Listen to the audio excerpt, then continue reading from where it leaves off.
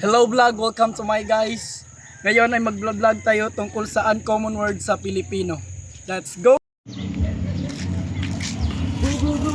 Alam mo ba na mayroon tayong iba't ibang uncommon word sa Pilipino? Hindi ko alam bro, bakit? Narito ang tatlong words na uncommon word sa Pilipino at mga pangungusap nito. Ibasa. Una, kalupati. Pangalawa, painita. Pangatlo, sambat. Bumasahin ko pa din to mga sentence na ito. Oh, Nawala ang kalupi ni Juan kaya nawala rin ang kanyang mga credit card.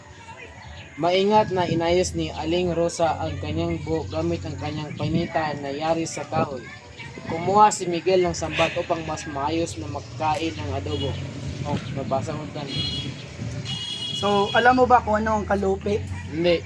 Ang kalupi ay, sa panahon ngayon, ang kalupi ang tawag natin dito ay wallet. Okay, At ang painita naman, ang tawag natin ngayon ay hairpin. Then ang sambat ay fork. So ngayon lamang po guys. See you in my next video.